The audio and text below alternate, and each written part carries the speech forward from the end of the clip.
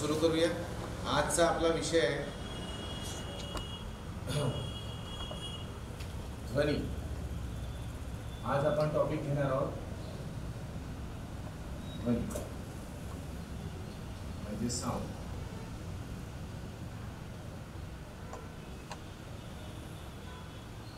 या विषयावर आपण बोलणार आहोत, पण त्या अगोदर सर्वात प्रथम आपण प्रज्ञा प्रबोधिनी करिअर अकॅडमीचे धन्यवाद करूया, ज्यांनी हा व्हिडिओ लाईव्ह लेक्चर तुमच्यासाठी अरेंज केलेला आहे। त्याबद्दल आपण सगळे प्रज्ञा प्रबोधिनीचे कृतज्ञ आहोत। आणि मग आता पुढचा लेक्चर सुरू करू। काल जो यूट्यूबवर लेक्चर आला की नाही मला माहिती नाही, मी बघितलं नाही, पण तिथे प्रेशर हा विषय मी आर्किमिडीजचा प्रिन्सिपल वगैरे काल तिथे सांगितलं आहे सगळं। जर तुमच्यापैकी कोणी पाहिलं नसेल तर एकदा पाहावं। आणि आता आपण लेक्चरमध्ये कसं ना की आता तुम्हाला टेक्निकल काही प्रॉब्लेम येणार नाही, तर त्यावेळेस प्रयत्न हा राहील की जर तुम्हाला तो आर्किमिडीजचा प्रिन्सिपल तिथे कळला नसेल किंवा काही क्वेश्चन्स असतील त्या रिलेटेड, तर तुम्ही मला रेग्युलर क्लासमध्ये विचारून घेऊन घ्या, कारण तिथे फक्त रेकॉर्डिंग झालं आहे। काही प्लस मायनस तुम्हाला वाटलं असेल, एखादी कन्सेप्ट समजला नसेल, तर तो कन्सेप्ट तुम्ही विचारून पुन्हा मी त्याला इथे समजावून सांगेन।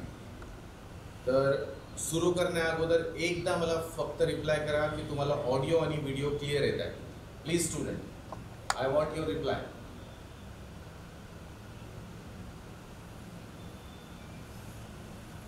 Yes, very good students, everything is okay.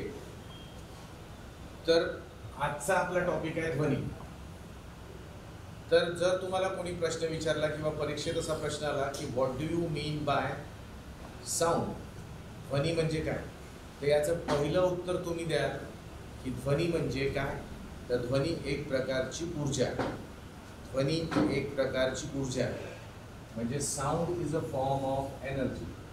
तर ही एक प्रकारची ऊर्जा आहे।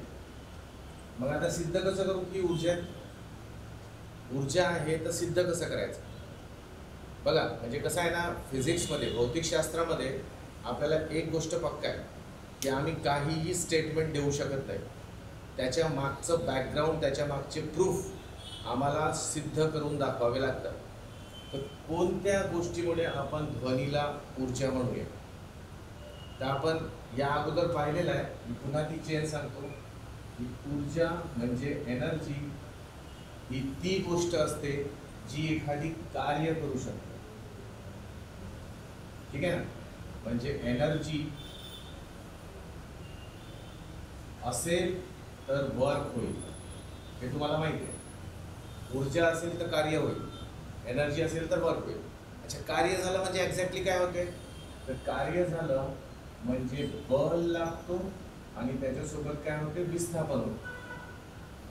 कार्य होणे म्हणजे काय, बलाद्वारे घडवलेलं विस्थापन। आता याच्यामध्ये हा विस्थापन जो आहे, हा विस्थापन आपल्यासाठी इम्पॉर्टंट आहे। विस्थापन आपल्यासाठी इम्पॉर्टंट आहे। विस्थापन म्हणजे डिस्प्लेसमेंट। म्हणजे जर तुम्हाला एखादी गोष्ट कोणी प्रूफ करा म्हटलं की ती गोष्ट ऊर्जा आहे, जसं आपण पुढच्या चॅप्टरमध्ये बघूया, प्रकाश ही ऊर्जा आहे असं म्हटलं जाईल।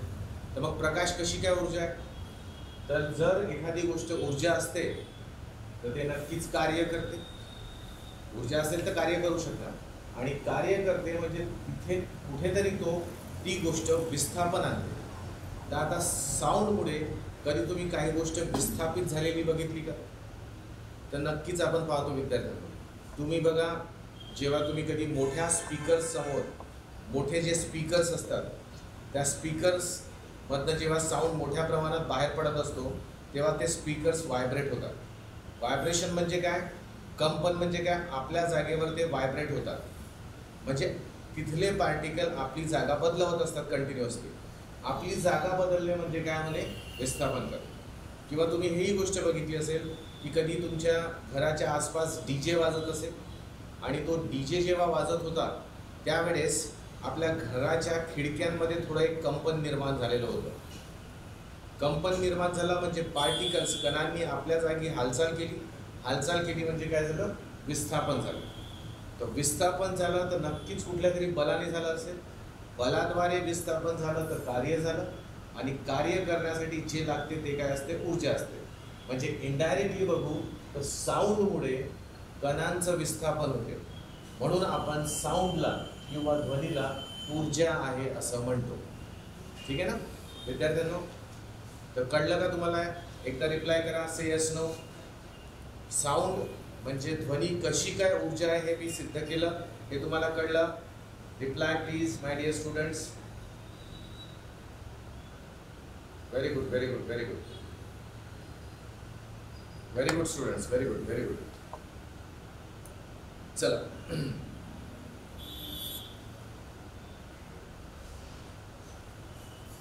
आता बघा, आता हा ध्वनी ऊर्जात आहे हे सिद्ध झालं, पण आता हे ऊर्जा प्रवाहित कशी होते, काय होते, हे सगळं आपण एकदा बघूया.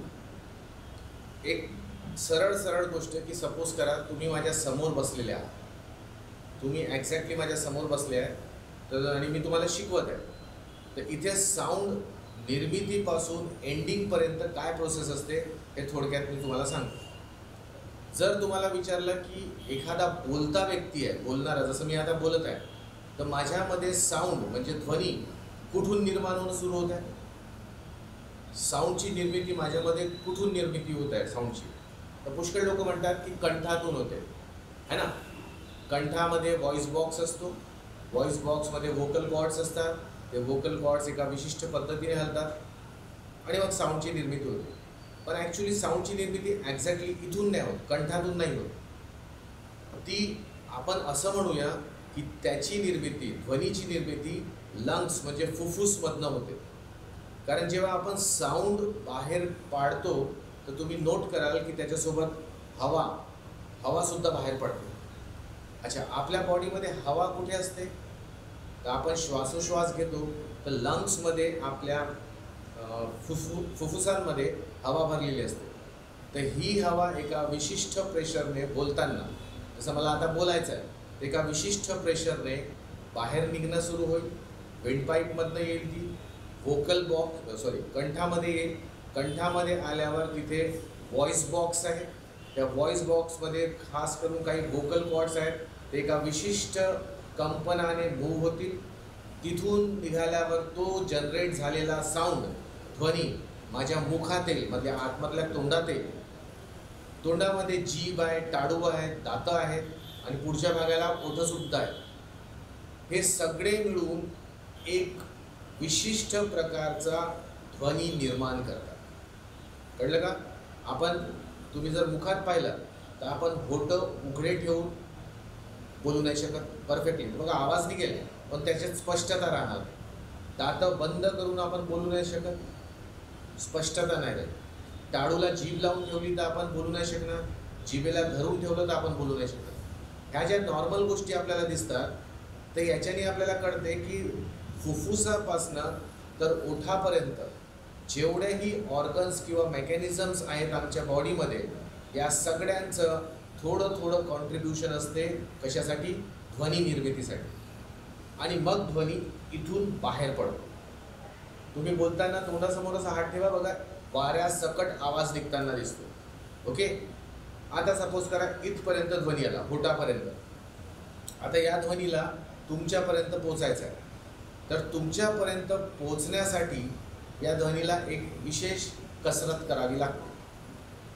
आता ध्वनी म्हणजे दुसऱ्या भाषेत आपण काय म्हणतो, त्याला आपण कंपन म्हणतो. कंपन म्हणजे काय विद्यार्थ्यांनो? त्याला व्हायब्रेशन म्हणतो. म्हणजे एका विशिष्ट पद्धतीने हालचाल जर झाली तर त्याला आपण कंपन म्हणतो. आता तुम्ही समोर बसले आहेत आणि तुमच्या आणि माझ्यामध्ये काय आहे? तर हवा आहे. हवा कशाने बनली आहे? तर हवा कणांनी बनली आहे.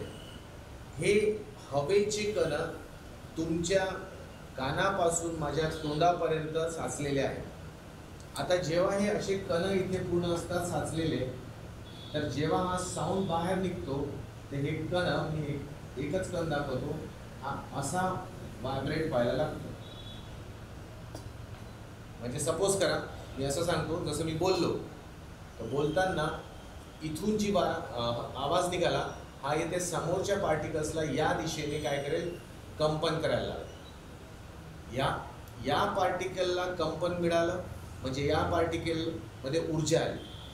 ही ऊर्जा हा पार्टिकल काय करेल, बाजूच्या पार्टिकलला देईल. हा व्हायब्रेट व्हायला लागेल आणि हा शांत होऊन जाईल. असा ऊर्जेचा प्रवाह, कंपनाचा प्रवाह एका पार्टिकलपासून दुसरा, तिसरा, चौथा असं करत करत तुमच्या कानाच्या छिद्रापर्यंत येतं. आता पुन्हा आपल्याला एक प्रश्न येते, हे कंपन समजलं ना कसं कॅरी फॉरवर्ड झालं. पुन्हा एकदा हा पार्टिकल असा व्हायब्रेट झाला, हा अगदी माझ्या बोटाच्या समोरचा पार्टिकल आहे सपोज करा. या पार्टिकलच्या कंपनाद्वारे हे कंपन या पार्टिकलला मिळालं तर हा आपल्या जागी व्हायब्रेट व्हायला लागला. परत असं आणि पुन्हा हेच कॅरी फॉरवर्ड होत गेलं. अच्छा, इथे तर मी एकच पार्टिकल सांगितला, असे खूप सारे पार्टिकल्स चारही दिशेने, प्रत्येक दिशेने कंपन पावतात. ओके, आणि हा कंपन जात जात जात जात आपल्या कानापर्यंत येतो. आता हा जो कान आहे आपला, याला हा जो शेप दिला आहे बाहेर, हा आपल्याला, तुम्हाला कधी वाटत नाही का असा शेप का दिला आहे, यामागे काय रिझन असावं? त्याच्यामागे एक रिझन आहे, सिंपल शा रिझन आहे. तुम्हाला सांगतो मी. कधी तुम्ही बघितला हे टाटा स्काय वगैरेचे जे डिश अँटिनाज असतात त्यांचा शेप असा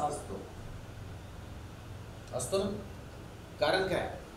का बरं टाटा स्कायच्या वगैरे डिशचा शेप फ्लॅट नसतो? तर फ्लॅट नसण्यामागे एक कारण आहे विद्यार्थी. काय कारण आहे?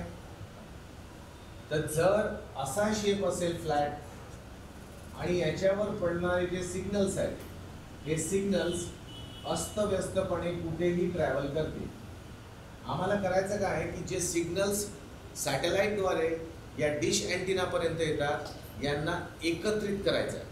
हे विखुरलेले, सॅग्रिगेट झालेले सिग्नल्स आहेत, या सगळ्या सिग्नल्सला आपल्याला एकत्र करायचं आहे. आणि एकत्र करण्यासाठी इथे बघा त्याचा एक रिसिव्हरची दांडी असते आणि हे जसाही सिग्नल पडतो, हा सिग्नल पडून खास करून त्या रिसिव्हरच्या दिशेने प्रवाहित होतो.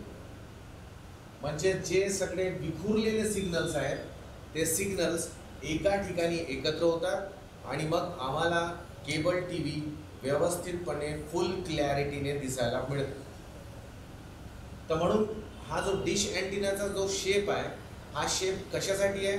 तर मॅक्सिमम सिग्नल एका ठिकाणी कॉन्सन्ट्रेट करता यावे, एकत्रित करता यावे. असाच काहीचा शेप आपल्या कानाचा म्हणायला. आपला कान सुद्धा अशाच आकाराचा आहे. हा जो बाहेरचा भाग आहे याला आपण इंग्लिशमध्ये पिन्ना म्हणतो, बाह्य कर्ण म्हणतो याला. इथे याची रचना अशी केली आहे की चोहीकडून आलेला आवाज आमच्या कानापर्यंत पोचवा, है ना. म्हणजे आपली ह्युमन बॉडी अशी डिझाईन केली आहे की आपल्याला डेंजरपासून पण वाचायचं आहे. तर मागून जर काही डेंजर येत असेल तर त्याचा आवाजसुद्धा आपल्याला ऐकण्यात यावा यासाठी, किंवा आजूबाजूचा कुठलाही लहानात लहान आवाज असेल तो आपल्याला स्पष्टपणे ऐकू यावा याच्यासाठी आपल्या कानाच्या, बाह्य कानाची कर्णाची रचना अशी केलेली आहे. आता या बाह्य कानामध्ये एक छिद्र आहे. त्या छिद्रामधून हे कंपन, इथे पण चांगलीच पोकळ जागा आहे, तिथे पण हवा असेल, हा कंपन तिथपर्यंत जातो आणि हा कंपन त्या बाह्य कानाच्या आतमध्ये शिरल्यानंतर इथे एक इयर ड्रम असते. बायोलॉजीमध्ये सरांनी तुम्हाला सांगितलं असेल की कानाचा पडदा असतो. तो पडदा सुद्धा एका विशिष्ट प्रकारच्या कंपनाने हलायला लागतो. हा जो कंपन आहे ना, या कंपनाची जी फ्रिक्वेन्सी आहे, वारंवारता आहे, त्या वारंवारताशी मॅच करत आपल्या कानाचा पडदा सुद्धा एका विशिष्ट कंपनाने, म्हणजे गतीने कंपन पावतो आणि मग हा कंपन काही बायोलॉजिकल ऑर्गन्सद्वारे आपल्या मेंदूपर्यंत पोचवला जातो. मेंदूमध्ये गेल्यानंतर, मेंदूमध्ये पोचल्यानंतर ऑटोमॅटिक आम्हाला सर्व गोष्टींची ओळख पटायला लागते. म्हणजे मी तुम्हाला आता जे बोलतोय त्या सगळ्या गोष्टींची तुम्हाला मेंदू ओळख करून देईल. जी भाषा बोलतोय, जे शब्द वापरतोय त्यांचे अर्थ, म्हणजे जे तुम्हाला समजत आहे हे भाषा समजून देण्यासाठी मेंदू आम्हाला काय करेल, मदत करेल. जेव्हा मेंदू मदत करतो तेव्हा आपल्याला ऐकलेलं समजायला येते. म्हणजे लंग्सपासून सुरू झालेला प्रवास साऊंडचा, फुफ्फुसापासून सुरू झालेला प्रवास हा कुठपर्यंत पोचला? तुमच्या मेंदूपर्यंत. आणि विद्यार्थ्यांनो, एवढा प्रवास करण्यासाठी किती वेळ लागला? तुम्ही विचार कराल, हार्डली फ्रॅक्शन ऑफ सेकंड लागले. फ्रॅक्शन्स ऑफ सेकंड म्हणजे काही विशिष्ट कालावधीतच पूर्णच्या पूर्ण साऊंड आमच्या कानाच्या आतमध्ये मेंदूपर्यंत पोचलं. ते फ्रॅक्शन ऑफ सेकंड. तर एवढी फास्ट ही प्रोसेस असते. तर विद्यार्थ्यांनो, इथे मी तुम्हाला स्पष्ट करण्याचा प्रयत्न केला की ध्वनीची वाटचाल कशी होती. तर मला एकदा रिप्लाय करा, तुम्हाला कळलं का? से येस नो. एक बडा रिप्लाय करा. मुकेश ने काही प्रश्न विचारलाय. मुकेश, फ्रिक्वेन्सी वेव्हलेंथ हे आपण शिकणारच आहोत. शिकवल्यानंतर मी पुन्हा एकदा तुम्हाला रिप्लाय करेन. Okay. Yes yes yes, thank you very much.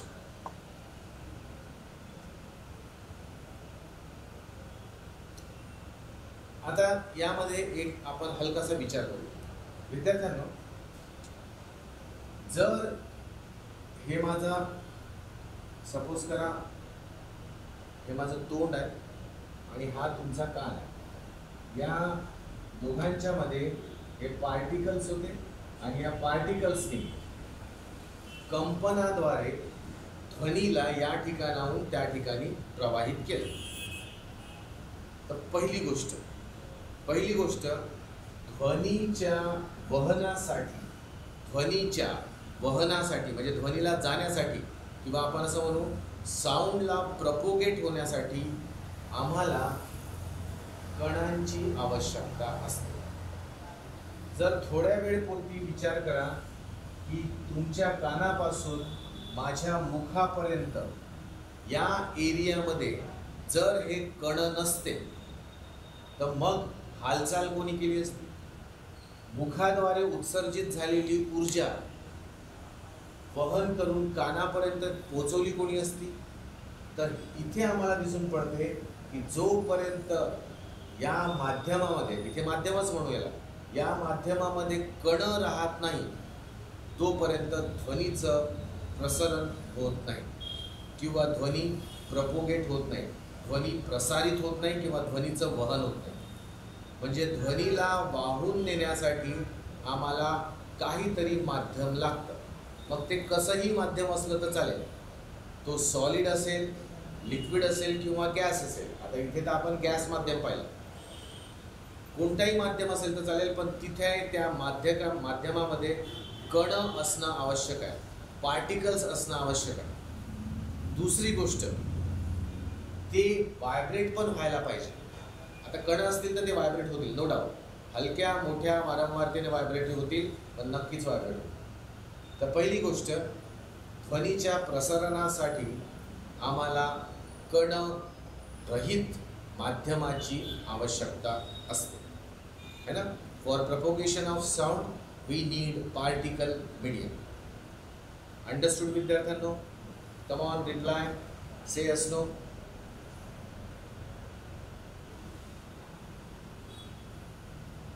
Students, मी तुम्हाला रिप्लाय वेळोवेळी मागेन. ओके, रिप्लाय याच्यासाठी मागतो कारण आता माझ्यासमोर तुमचे रिप्लायज एक्झॅक्टली व्हिजिबल आहे. तर जेव्हा मी रिप्लायज मागतो तर याच्यावरनं मला कळून येते की तुम्हाला कळत आहे म्हणून. जर तुम्हाला एखादी पॉईंट कळला नाही तर मी तिथेच पुन्हा एक्सप्लेन करेन. ओके, आता आम्हाला कळलं हे सगळं. आता पुढे जाऊ.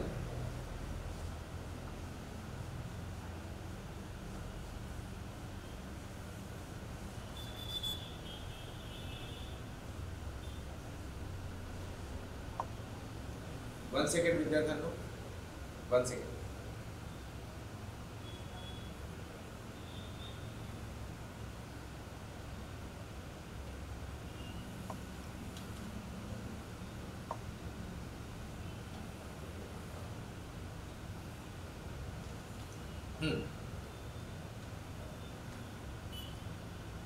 आता ध्वनीचं प्रसरण थोडं पाहायचं आहे. तर ध्वनी प्रसारित होतो आणि कंपनाद्वारे होतो. तर हे कंपन एका ठिकाणाहून दुसऱ्या ठिकाणी जर न्यायचं असेल तर ते कोणत्या स्वरूपात जाते? तर ध्वनीचे प्रसरण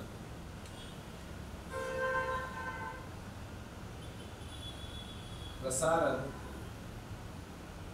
तरंग स्वरूपात होते. हा जो आपला ध्वनी आहे, हा ध्वनी नो डाऊट कंपनच आहे.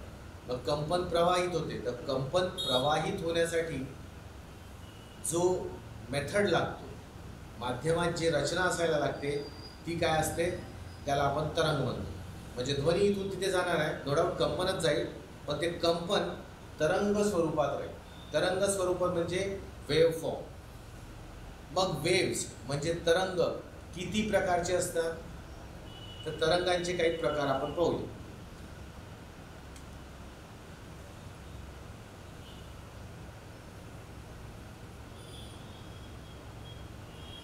तरंग म्हणजे वेव्स. तरंगांचे प्रकार. तर तरंगांमध्ये सर्वप्रथम आपल्याला दिसतो अवतरंग. अवतरंग याला आपण इंग्लिशमध्ये ट्रान्सवर्स वेव्ह असं म्हणतो. याला इंग्लिशमध्ये आपण विद्यार्थ्यांना ट्रान्सवर्स वेव्ह म्हणतो. म्हणजे काय? अवतरंग. आता अवतरंग काय असते बघा. अवतरंगाचं उदाहरण द्यायचं झाल्यास तर तुम्ही असं बघा, दोघं मित्र, सपोज मी ड्रॉइंगमध्येच काढून दाखवतो. दोन मित्रांनी अशी एक दोरी हातात पकडली, दोरी, आणि या मित्रांनी ती दोरी धरून ठेवली आणि याने असा एक जर्क दिला, असा एक झटका दिला. तर तुम्हाला दिसेल की ही दोरी अशी अशी आपल्याला झालेली दिसेल. सुरुवातीची स्थिती स्ट्रेट होती. दुसरी स्थिती पाहिली झटका दिल्यानंतर, तर आपल्याला असं असं ते दोरीचं शेप दिसतो.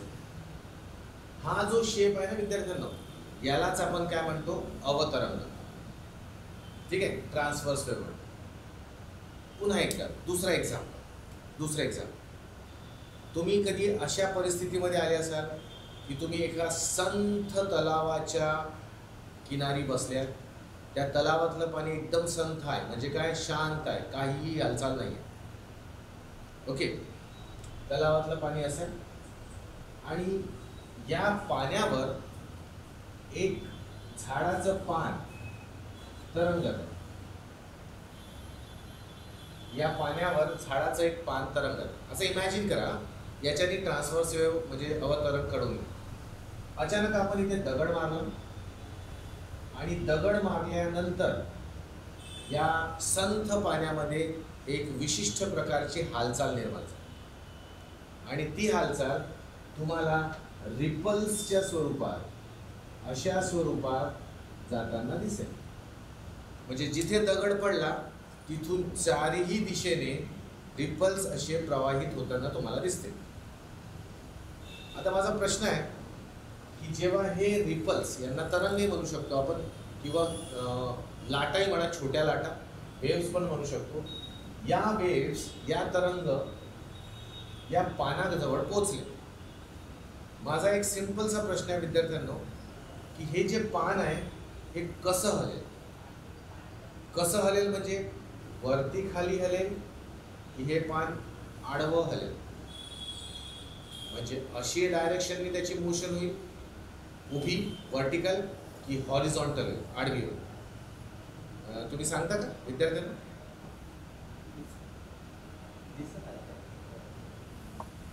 स्टुडंट एकदा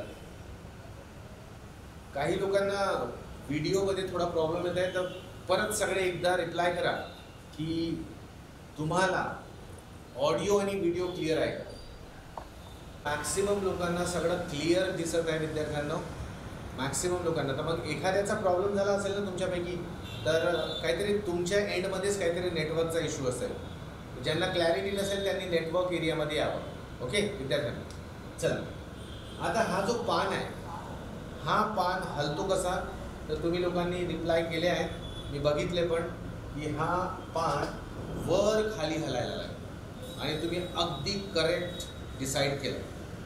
या पानाचं दोलन, दोलन म्हणजे काय बघा, हा एक वर्ड तुम्हाला पुस्तकातही सापडेल, मराठीच्या पुस्तकात. दोलन, दोलन म्हणजे ऑसिलेशन होतं.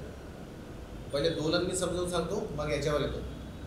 दोलन शब्द विशेष करून पेंडुलमला लावतो. हा जो असतो ना टिकटॉकवाला पेंडुलम, हे आपण घड्याळामध्ये वगैरे बघतो, तर हे जे टिकटॉक आहे पेंडुलमचं, याला आपण दोलन म्हणतो. म्हणजे आपल्या मेन जागेवरून इकडे आणि तिकडे प्रवाहित होणे, आणि ती मोशन कशी असणे, वारंवार होत राहणे. तर दोलन, इथे दोलन कसं होईल, दोलन म्हणजे याची हालचाल, पानाची हालचाल. तर तुम्ही म्हटलं वर खाली, म्हणजे नक्कीच अशी होईल आणि तुम्ही करेक्ट आहात. तर याच्यावरून आपण अवतरंगाची व्याख्या डिसाईड करू. काय, की जेव्हा एखाद्या तरंगाद्वारे समोर येणारे कण दोलन पावतात आणि ते दोलन ज्या दिशेने तरंग जात आहे त्या दिशेला जर लंब असतील, लंब म्हणजे परपेंडिक्युलर, पहिले मी मराठीत सांगतो मग इंग्लिशमध्ये सांगतो. जेव्हा एखादी तरंग प्रवाहित होत असताना रस्त्यामध्ये येणाऱ्या प्रत्येक कणाला तरंग प्रसारणाच्या दिशेच्या लंब स्वरूपात दोलन करून देते, तेव्हा त्या तरंगाला काय म्हणायचं, अवतरण. Means while propagation of transverse wave, particle vibrates perpendicular to the direction of propagation of wave. त्या तरंगाला, त्या वेव्हला आपण अवतरंग किंवा ट्रान्सवर्स वेव्ह म्हणतो. आय होप तुम्हाला कळलं असेल, पण मी पुन्हा एकदा डिटेलमध्ये सांगतो, एक आकृतीने सांगतो. कसं बघा, ही एक स्टार्टिंग पोझिशन घेऊया. आता पार्टिकल, इथे पार्टिकल्स आहेत आणि हे सगळे पार्टिकल्स काय आहेत, स्टील आहेत, थांबलेले आहेत, संत आहेत, आपापल्या जागेवर आपल्या मध्यभागी स्थिरावलेले आहेत, शांत आहेत. आता इथून डिस्टर्बन्स आला, कोणता, अवतरण, कंपन आले इथनं. तर आता इथला पार्टिकल एकदम कोपऱ्यावरचा पार्टिकल, तो आपली जागा सोडणार नाही, पण याच्या बाजूचा एक पार्टिकल वरच्या दिशेने मूव्ह होईल, त्याच्या बाजूचा एक पार्टिकल असा मूव्ह होईल, मग आणखी पार्टिकल असा. ठीक आहे, मग विद्यार्थ्यांना खाली डायरेक्शन मध्ये मोशन सुरू होईल.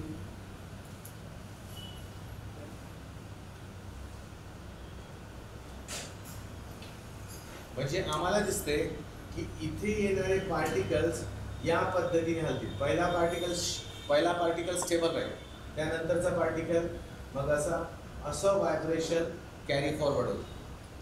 या सगळ्या पार्टिकल्सच्या पोझिशन्सला आपण जोडलं तर आपल्याला असं दिसून पडेल.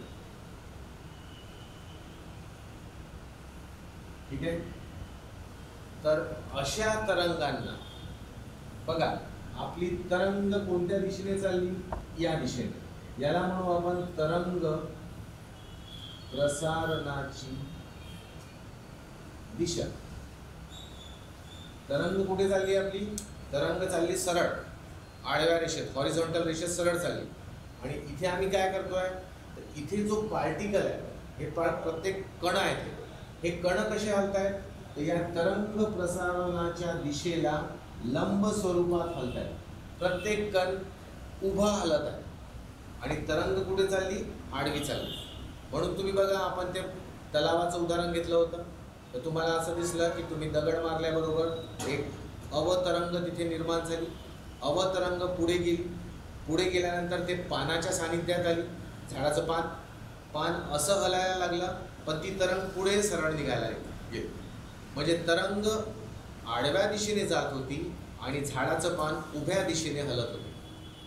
तर जेव्हा एखाद्या तरंगाद्वारे अशी मोशन आपल्याला दिसून येते, अशी गती दिसते की कण लंब स्वरूपात हलतात. तर बघा इथे लंब दिसते, परपेंडिक्युलर आहे ना.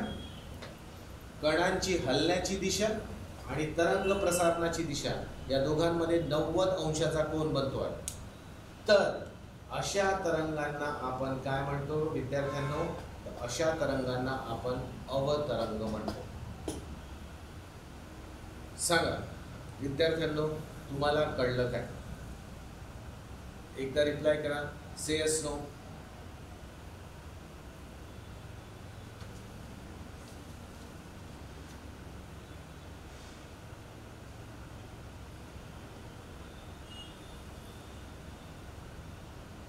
Very good, very good, very good.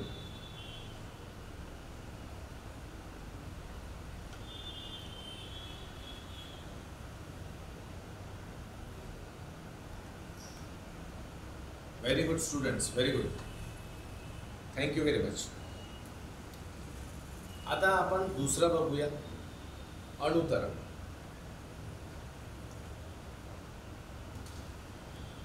अणुतरंग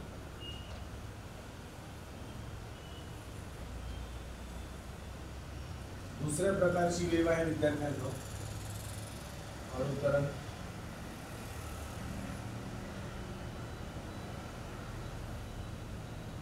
त्याला आपण म्हणतो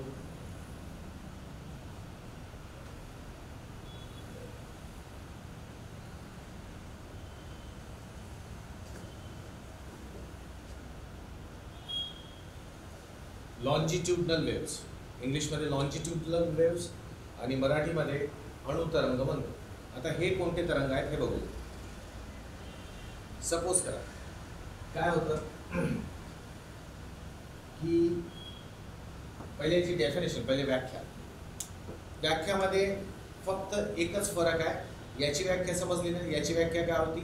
तरंग प्रसारणाच्या दिशेने पार्टिकल कणांचं दोलन कसं होते? लंब स्वरूपात होते. वेव अशी चालली, पार्टिकल ऑसिलेट असा होता. ओके. याच्यात कसं होईल की आमची तरंग या दिशेने चालली आणि आमचा पार्टिकल सुद्धा त्याच दिशेने ऑसिलेशन करेल, त्याच दिशेने दोलन पावेल.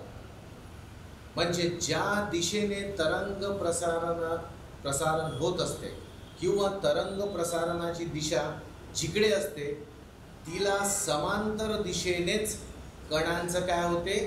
कणांचं दोलन होते. तर जेव्हा समांतर दिशेने होईल त्यावेळेस समजायचं ते अणुतरंग आहे. म्हणजे एक बॉटम लाईन असं मेमराईज कसं करायचं? सरळ दिशा आहे, आडवी दिशा आहे आमची, या दिशेने तरंग जाणार आहे. जर असं व्हायब्रेशन झालं, असं कंपन दिसलं तर अवतरंग, आणि असं तरंग कंपन दिसलं तर अणुतरंग. ठीक आहे. तर आता इथे होते काय? इथे काय होते की खूप सारे पार्टिकल्स आहेत. असे पार्टिकल्स मी काढले आहेत विद्यार्थ्यांनो. आता याची आकृती अशी काही विशेष काढता नाही येत, पण आपण थोडी समजण्याचा प्रयत्न करू. होते काय की जेव्हा इथे अणुतरंग आली तर पार्टिकल असे व्हायब्रेट व्हायला लागते या दिशेने. असं नाही का आपण बोलताना जी तरंग निघते ती अणुतरंगच निघते. तर अणुतरंग निघाली तर माझा आवाज असा जाणार आहे आणि पार्टिकल असे व्हायब्रेट व्हायला सुरू होते. आता जेव्हा असं व्हायब्रेशन होईल ते काय होईल बघा. इथे व्हायब्रेशन आला तर काही पार्टिकल्स असे एकत्र येऊन जातात. काही पार्टिकल्स म्हणजे तुम्हाला थोडं समजावून सांगतो मी. सगळे पार्टिकल एका विशिष्ट अंतरावर आहेत. जसं इकडून अणुतरंग आली तर या सेटमधले पार्टिकल इकडनी दाब मिळणार त्याला. इथे पार्टिकल्स कण असे दाबले जातात. इथे कण दाबले जातील तर या बाजूच्या पट्ट्यामध्ये काय होतील? कण दूर दूर होतील. कारण बघा हे सगळे इक्वल डिस्टन्सवर होते है ना, ग्रुप्स इक्वल डिस्टन्सवर होते. एक ग्रुप असा कमी झाला तर बाजूचा ग्रुप थोडा एक्सपांड होईल, वाढेल. मग तिकडला ग्रुप काय होईल, परत कॉम्प्रेस होईल, तिकडला ग्रुप वाढेल. तर याच्यासाठी आपण एक सिंपलशी आकृती ड्रॉ करतो ज्याच्यावरून आपल्याला समजण्यास सोपं होतं. तर ते काढलं जाते असं. विद्यार्थ्यांनो ही आकृती काढायला थोडा वेळ लागतो, तुम्ही पेशंटली बघा.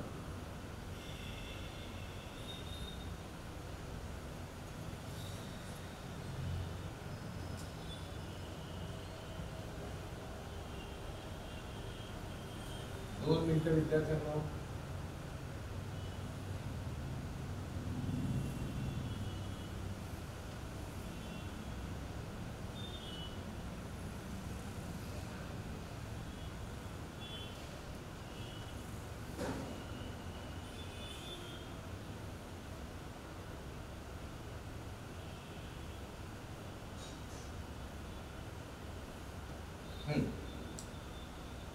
आता इथे थोडंसं बघा, तरंग आला, तरंग या दिशेने जात आहे आणि पार्टिकल्स काय झाले, असे असे व्हायब्रेट व्हायला लागले. ओके, तर इथे लाईन्स ज्या आहेत या तुम्हाला फार जवळजवळ दिसतील.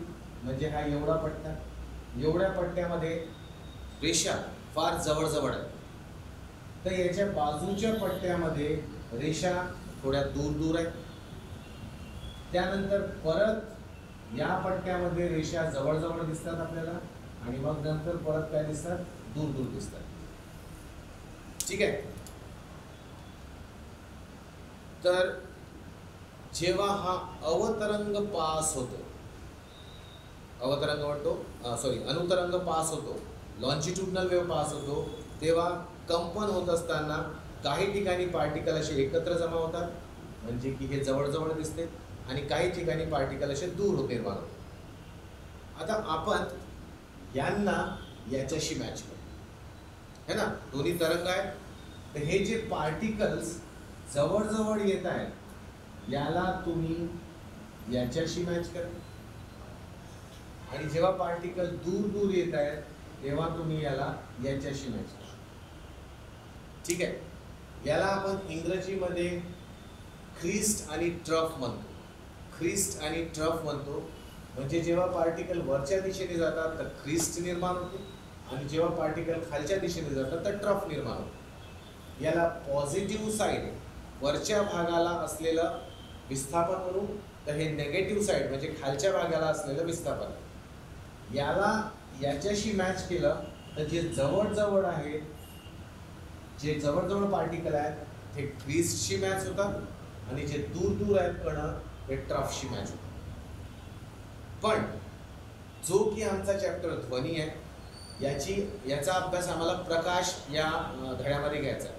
प्रकाशाचे वहन या पद्धतीने होते, तर ध्वनीचे वहन या पद्धतीने होते. तर आता आमचा चॅप्टर हा आहे ध्वनी, तर मी याच्याबद्दलच बोलणार, याच्याबद्दल आपण नंतर बोलणारच आहोत. ओके, तर इथे हे जे जवळजवळ पार्टिकल आले, जवळजवळ कण आले, हे जवळ येणाऱ्या कणांच्या ग्रुपला आपण काय म्हणतो, तर याला मराठीमध्ये म्हणतात संपीडन. संपीडन. आणि इंग्लिशमध्ये याला म्हणतो आपण कॉम्प्रेशन.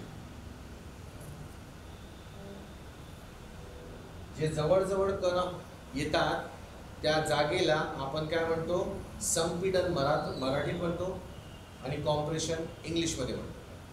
आणि जिथे पार्टिकल्स दूर दूर असतात त्याला आपण विरलन म्हणतो. विरलन, आणि इंग्लिशमध्ये आपण त्याला रेअरफॅक्शन, रेअरफॅक्शन म्हणतो.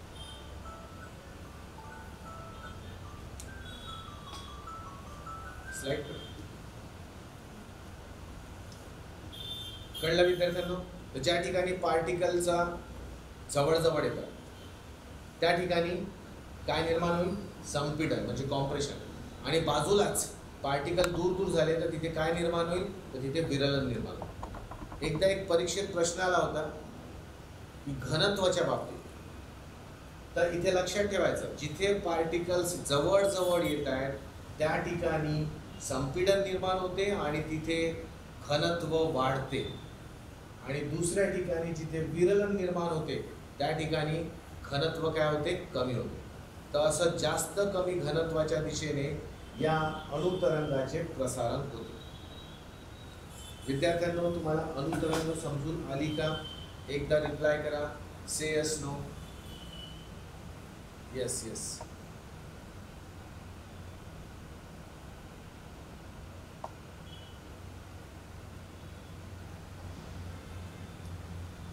Very good, very good.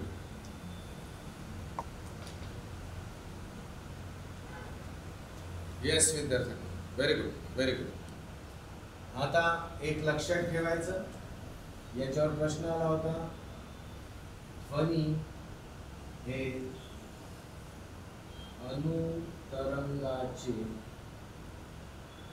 उदाहरण आहे.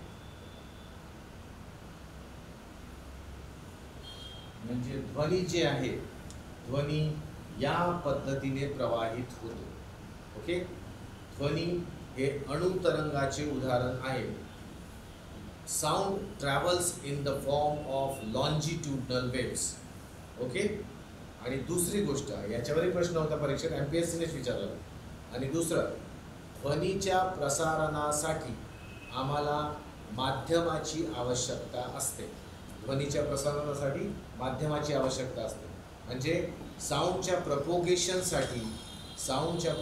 प्रपोगेशनसाठी आम्हाला काय, मीडियमची आवश्यकता असते. Medium is necessary for the propagation of sound.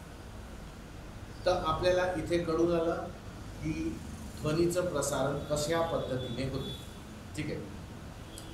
आता या प्रसारणाच्या संदर्भात किंवा या तरंगाच्या संदर्भात आपल्याला काही महत्त्वाच्या टर्मिनॉलॉजीज पाहायच्या आहेत. जसं एकाने विचारलं होतं, तर मुकेश होतं बहुतेक, मुकेशने विचारलं होतं वेव्हलेंथ, फ्रिक्वेन्सी वगैरे. तर त्या काही महत्त्वाच्या टर्मिनॉलॉजीज आपण बघूया. तर आतापर्यंत विद्यार्थ्यांना जितकं सांगितलं ते सगळं क्लिअर आहे. से येस नो मधनं जाते का, असा एक प्रश्न आहे. बघा, मीडियम आहे तर दोन प्रकारे जाऊ शकते. असंही वहन होऊ शकते, असंही वहन होऊ शकते. मीडियम असेल तर कोणतंही मीडियम असेल. दुसरी गोष्ट काय की मग प्रकाश कसा येतो, आता एक क्वेश्चन तुम्हाला आला असेल. चला, हा क्वेश्चनचं मी इथेच समाधान करून देतो.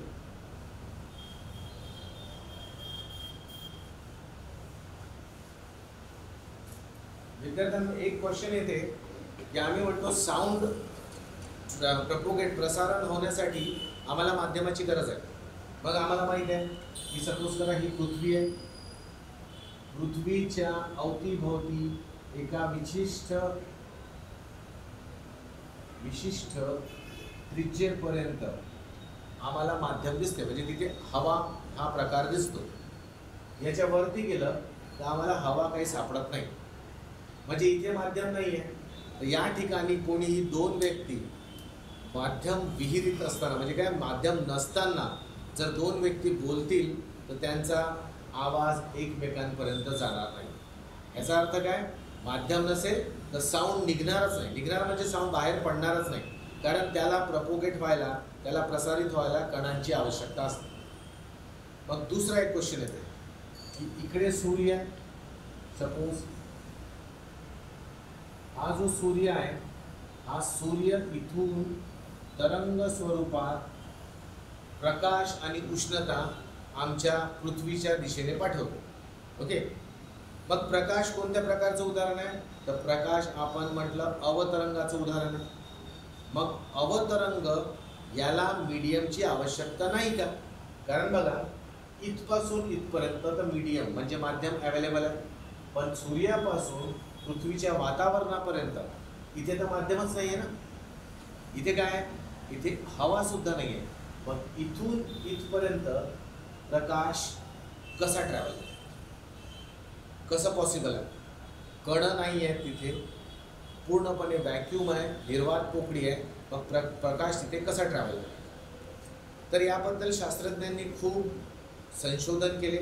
आणि मी तुम्हाला सांगतो की जेवढा त्रास शास्त्रज्ञांना प्रकाशाने नाही दिला प्रकाशाने दिला तेवढा आणखी कुणीच नाही दिला. म्हणजे प्रकाशाबद्दल पुष्कळ लोकांनी काही काही अनुमान लावले आणि पुष्कळ लोकांचे अनुमान चुकत गेले. इवन न्यूटनचा पण अनुमान चुकला प्रकाशाच्या बाबतीत. ओके, आता तुम्ही म्हणा बरं न्यूटन कधी चुकू शकतो का? न्यूटनने भरपूर काही ठिकाणी आम्हाला दिसते की त्याने वेगवेगळ्या क्षेत्रामध्ये आपलं नाव गाजवलं, पण एका ठिकाणी तो चुकला. त्याचं काय चुकी झाली ते मी सांगतो थोडक्यात. जेव्हा प्रकाशाबद्दल न्यूटन विचार करत होता तेव्हा त्याने असा एक स्टेटमेंट दिला की संपूर्ण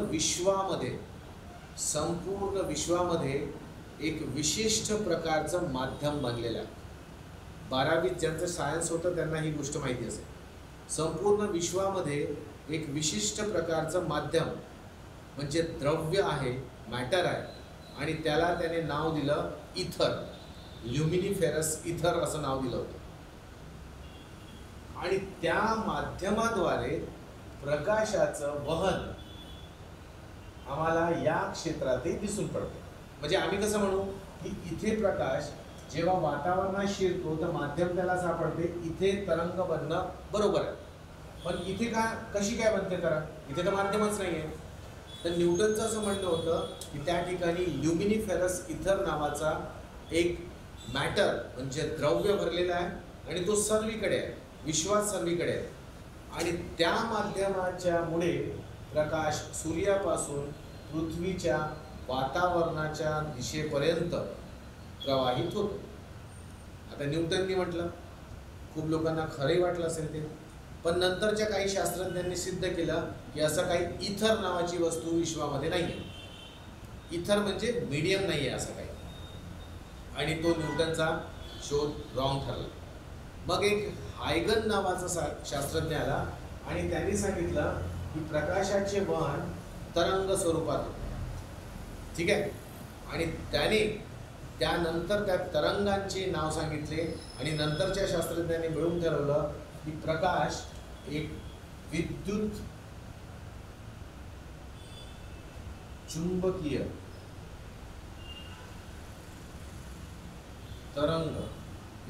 चुंबकीय तरंगाच्या स्वरूपात प्रवाहित होतो. ठीक आहे. आता बघा, जर विद्युत चुंबकीय तरंगाच्या स्वरूपात एखादी वस्तू प्रवाहित होते तर त्याला माध्यमाची गरज नसते. याच्यामध्ये एक इलेक्ट्रिक सिग्नल असतो आणि एक मॅग्नेटिक सिग्नल असतो, म्हणून याला इलेक्ट्रोमॅग्नेटिक वेव्हज म्हणतात. तर प्रकाश हा इलेक्ट्रोमॅग्नेटिक वेव्हच्या फॉर्ममध्ये प्रवाहित होतो आणि मग इलेक्ट्रोमॅग्नेटिक वेव्हजला माध्यमाची म्हणजे मीडियमची आवश्यकता नसते. कळलं विद्यार्थ्यांनो? तर बघा, हा जो इलेक्ट्रोमॅग्नेटिक आहे ना, हा सुद्धा एका प्रकारचा अवतरंगच आहे. म्हणजे असंच दिसते. मी तुम्हाला ड्रॉ करून दाखवतो इलेक्ट्रोमॅग्नेटिक वेव्ह. थोडं समजायला कठीण आहे पण बघा, इलेक्ट्रोमॅग्नेटिक वेव्ह कशी असते हे आपण काढण्याचा प्रयत्न करू. ही फिगर विद्यार्थ्यांना 3D फिगर आहे. 3D.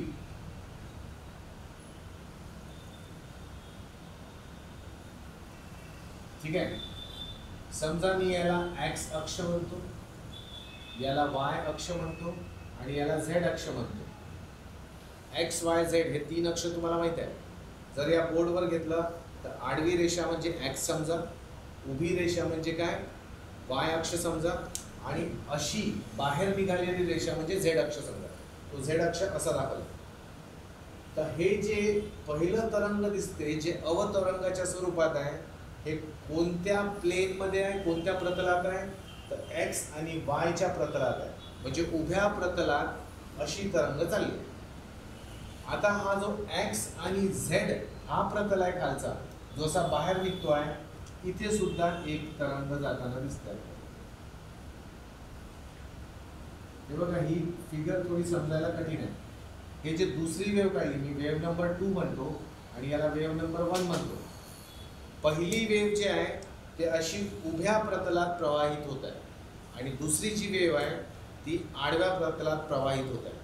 आणि हे एकमेकांना काय लंब आहे. याच्यातला एक सिग्नल, पहिला सिग्नल समजा तो इलेक्ट्रिक सिग्नल असतो म्हणजे विद्युत सिग्नल असतो, आणि दुसरा जो आडव्या तरंगाच्या स्वरूपात प्रवाहित होत आहे तो चुंबकीय असतो म्हणजे मॅग्नेटिक असतो, आणि याचं कॉम्बिनेशन मिळून विद्युत चुंबकीय तरंग बनतात म्हणजे इलेक्ट्रोमॅग्नेटिक वेव्हज बनतात.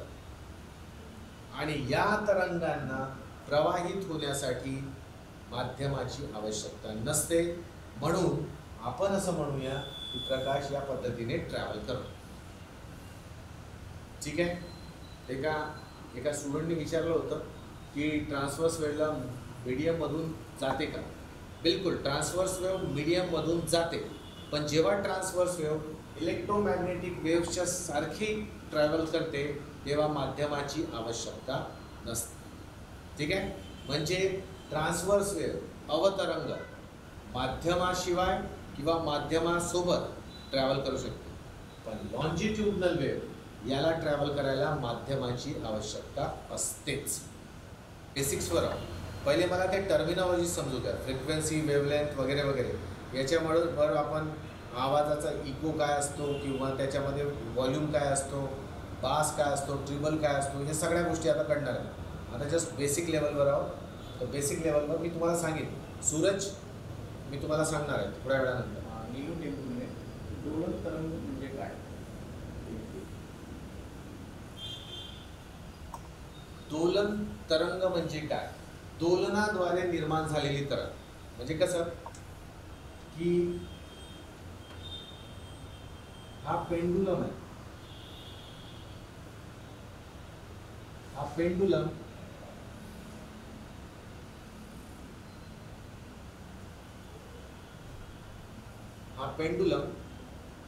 कसा मूवमेंट करतो? हा इकडून या दिशेने जातो, मग इथून परत या दिशेने इथपर्यंत जातो आणि मग परत इथे. ठीक आहे. म्हणजे इथून सुरुवात करून डावीकडे, उजवीकडे आणि मग मध्यस्थिती. याला आपण या पेंडुलमचे दोलन म्हणतो. आता हे दोलन सुरू आहे. ओके. आता दोलन जेव्हा सुरू होते तर त्या दोलनामुळे, दोलन म्हणजे ऑसिलेशन, हा पेंडुलम असा ऑसिलेट आहे, होत आहे. अच्छा, तो ऑसिलेशन जो होतोय त्याचा ते एका विशिष्ट पद्धतीने होतो. म्हणजे असं नाही की तो मध्यस्थितीपासून उजवीकडे 2 सेकंदासाठी गेला आणि मग जेव्हा तो डावीकडे आला तर तो 4 सेकंद इकडे गेला, तसं नसते. जेवढा त्याला मध्यस्थितीपासून उजवीकडे जायला वेळ लागते तेवढाच डावीकडे जायला लागते, आणि ती प्रोसेस कंटिन्युअस होत असते.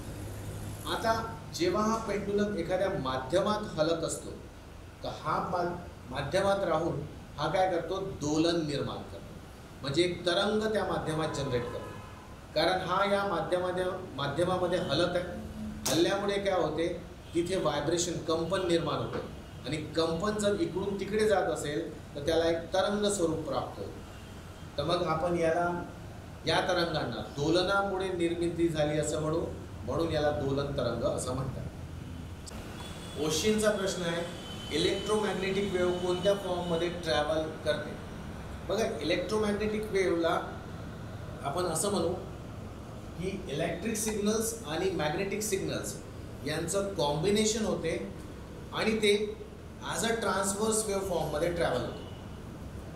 पण यांचं 3 डायमेन्शनल आहे. म्हणजे कसं 3 डायमेन्शनल कसं म्हणतो मी, की हे जे इलेक्ट्रिक सिग्नल्स आणि मॅग्नेटिक सिग्नल्स असतात हे एका विशिष्ट प्रतलामध्ये असतात. इथे एक अवतरंग म्हणजे ट्रान्सव्हर्स वेव्ह असते, इकडे एक अवतरंग म्हणजे ट्रान्सव्हर्स वेव्ह असते. हे दोघांना परपेंडिक्युलर असतात एकमेकांना, आणि मग हे प्रवाहित होते. तर याला आपण असंच म्हणू की ट्रॅव्हल होण्यासाठी जे वेव्ह बनत आहे ते एका प्रकारची ट्रान्सव्हर्स म्हणजे अवतरंगच बनत आहे, पण याला माध्यमाची आवश्यकता नाही, कारण हा एक मॅग्नेटिक आणि इलेक्ट्रिक सिग्नलचं कॉम्बिनेशन. एक विशेष गोष्ट लक्षात घ्या, आपल्या मोबाईलपर्यंत जे सिग्नल्स येतात, ठीक आहे ना, यांना सुद्धा माध्यमाची आवश्यकता नसते. तर जिथेही माध्यमाला आवश्यकता नसते तिथे आपण म्हणू शकतो की इलेक्ट्रोमॅग्नेटिक सिग्नल्स ट्रॅव्हल करतात. हे जे ओरिजिनल टाईप्स आहेत, म्हणजे हा अनुतरंग म्हणा किंवा जे अवतरंग आहे, म्हणजे जे रिपल्स सांगितले होते तलावातल्या पाण्यात, यांना माध्यमाची आवश्यकता आहे, कारण यांच्यामध्ये इलेक्ट्रिक मॅग्नेटिक प्रॉपर्टीज नाही आहे. पण जेव्हा मी प्युअरली एकदम प्युअर फॉर्ममध्ये अवतरण तरंग म्हणणार किंवा अनुतरंग म्हणणार, तर यांना माध्यमाची आवश्यकता असते, कारण इथे पार्टिकल्सला एक तर या दिशेने किंवा या दिशेने हलायचं असते, कंपन पाहायचं असते. हां, रेडिओ वेव्ह दुसऱ्या, समुद्रांच्या लाटा म्हणजे त्या लाटा तशा नाही म्हणता येत. लाटा कशा असतात की त्या हवेच्या फोर्सने प्रवाहित होत असतात. तसं नाही, ती तरंग नाही म्हणायची.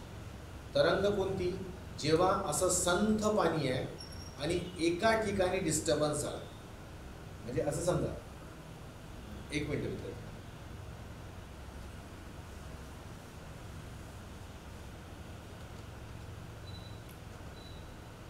हा एक संथ लेवल, अशी संथ लेवल कदाचितच तलावात समुद्रात सापडेल, पण आपण आपल्या घरी अशा टाक्यामध्ये वगैरे किंवा टंकीमध्ये वगैरे बनवू शकतो.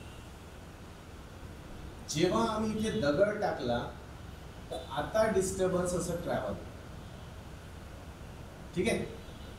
हे जे जनरेट होईल याला म्हणू आपण अवतरंग किंवा ट्रान्सव्हर्स वेव्ह.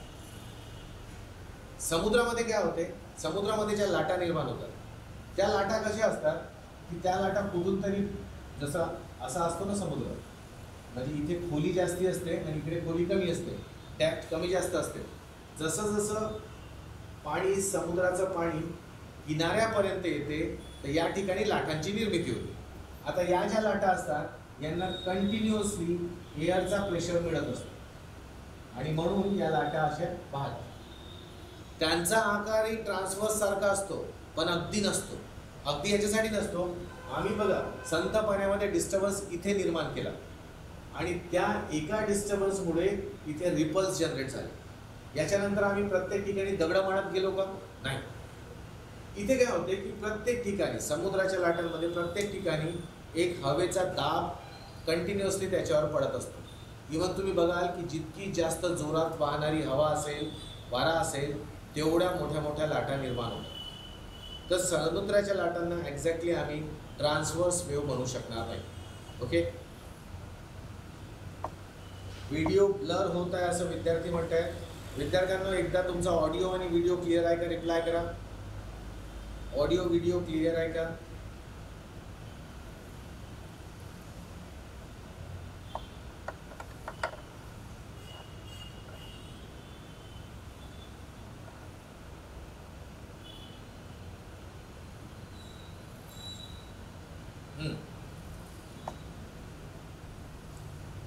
चला आता आपण टर्मिनॉलॉजीज पाहूया.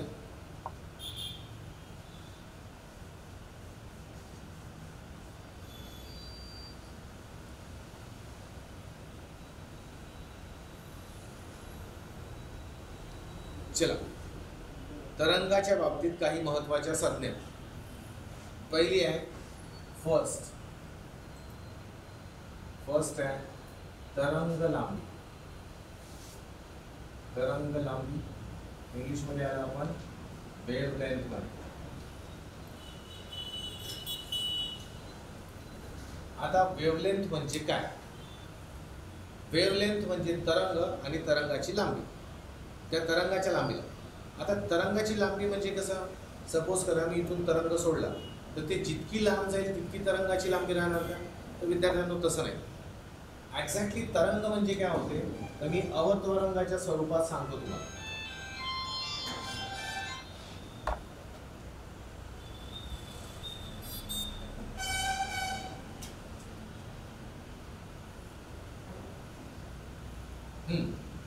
हा आपल्याला एक अवतरंग दिसतो.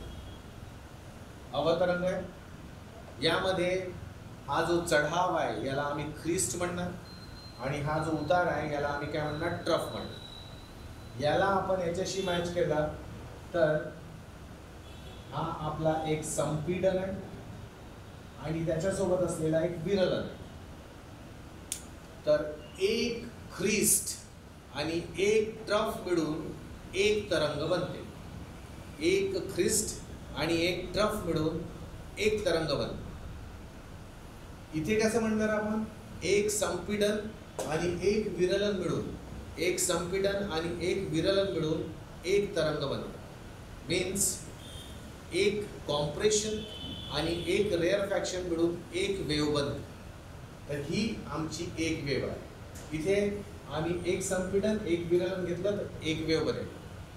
मग या एका वेव्हची जेवढी लांबी असेल त्यालाच म्हणायचं तरंग लांबी, त्यालाच म्हणायचं वेव्ह. म्हणजे मी कसं म्हणणार, इथपासून तर इथपर्यंत हे जे अंतर आहे या अंतरालाच आपण काय म्हणणार, तरंग लांबी. तरंग लांबीचं एक चिन्ह आहे विद्यार्थ्यांना, त्या चिन्हाला आपण लॅम्बडाने दर्शवतो. हा एक ग्रीक अल्फाबेट आहे जे आपण सिम्बॉल म्हणून वापरतो. अल्फा, बीटा, थीटा, पाय, झाय, म्यू, न्यू है ना. त्याच्यातला एक हा लॅम्बडा आहे, हा त्याचा सिम्बॉल आहे. तर एका तरंगाची जी लांबी असते त्याला आपण तरंग लांबी म्हणतो. ठीक आहे. मग याच्यानंतर जर मी पुढे जातो तर मग एक दुसरा तरंग जनरेट होईल. आता हे कंटिन्युअस प्रोसेस आहे ना. ऍक्च्युली तरंग म्हणजे हे अशी काही रेषा नाही चालली आहे, हे पार्टिकल्स आपल्या जागी या पद्धतीने व्हायब्रेट होतात.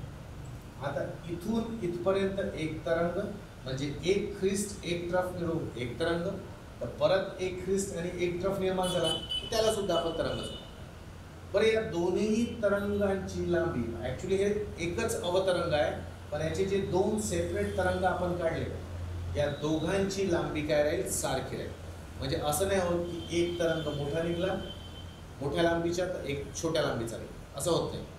तरंगांची लांबी काय असते, कंटिन्युअस असते. बघा, जर असं असेल तर मी असं म्हणू शकतो की या बिंदूपासून या बिंदूपर्यंत सुद्धा काय आहे, तरंग लांबी. मी असंही म्हणू शकतो या बिंदूपासून या बिंदूपर्यंत सुद्धा काय तरंग लांबीच आहे. आणि हे जितके दाखवले आहेत हे सगळ्या तरंग लांबी काय आहेत, सारख्या लांबीच्या आहेत, म्हणजे सारख्या लेंथच्या आहेत. याला आपण तरंग लांबी म्हणतो. याचं एकक काय राहील, एकक मीटरच राहील आपलं, है ना. तर मीटरच एकक राहील. विद्यार्थ्यांनो, तरंग लांबी कळली. आणि इथे कसं दाखवू, एक संपीडन म्हणजे सुरुवातीचा पॉईंट आणि त्याच्यानंतर विरलन जिथपर्यंत आहे तिथपर्यंत याला तरंग लांबी म्हणू. पण इथे संपीडन आणि विरलन यांचे साईज सुद्धा सारखे असतात, म्हणून आपण कुठपासूनही कुठपर्यंत घेतलं, कुठपासून म्हणजे मी संपीडनाचा मध्यभाग, मग इथं विरलन आणि मग परत संपीडनाचा मध्यभाग घेतला, हे सुद्धा माझी काय आहे, तरंग लांबी. तसंच विरलनाच्या मध्यभाग तर दुसरा विरलन जो येईल त्याचा मध्यभाग ते सुद्धा माझी काय होईल, तरंग लांबी. तरंग लांबी याला म्हणतात विद्यार्थी. चला विद्यार्थ्यांनी एकदा रिप्लाय करा, हॅव यू अंडरस्टूड. आणि तुमचे काही प्रश्न असतील तर सांगा.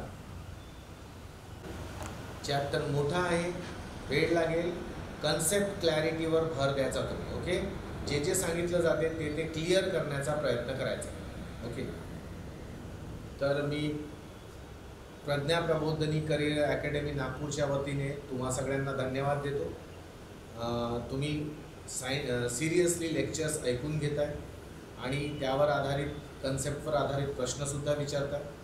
ओके, याबद्दल मी तुम्हाला धन्यवाद देतो. असंच तुम्ही, अच्छा एक क्वेश्चन आला आहे विद्यार्थ्यांना, लेट मी सी. मीडियमचा वेव्हलेंथवर इफेक्ट होतो का? आता बघा, हा प्रश्न कसा आहे की जर सपोज करा एका मीडियममधून म्हणजे सॉलिडमधून जर लिक्विडमध्ये वेव्ह ट्रॅव्हल करते किंवा लिक्विडमधून मग ती गॅसमध्ये ट्रॅव्हल करते, तर तिथे पार्टिकल्सची घनता कमी जास्त होईल आणि घनता कमी जास्त झाली की वेव्हलेंथवर एक विशिष्ट परिणाम होईल. एकाच मीडियममध्ये जर असं होईल तर वेव्हलेंथ तशीच राहील. पण जर मीडियम बदलला म्हणजे काय होईल, मीडियम असते ना, सॉलिडमध्ये जास्ती घनता असते, लिक्विडमध्ये काय असते, कमी घनता असते, गॅसमध्ये आणखी कमी घनता असते. तर घनतेमध्ये फरक आला तर वेव्ह फॉर्म पण बदलेल. वेव्ह फॉर्म बदलेल म्हणजे वेव्हची लांबी रुंदी बदलायला वेळ लागणार नाही, म्हणून आपण म्हणू की वेव्हलेंथवर फरक पडेल. तसं आणखी आपल्याला 2-3 टर्मिनॉलॉजी शिकल्यावर आणखी क्लॅरिटी वाढेल. आणखी सांगा.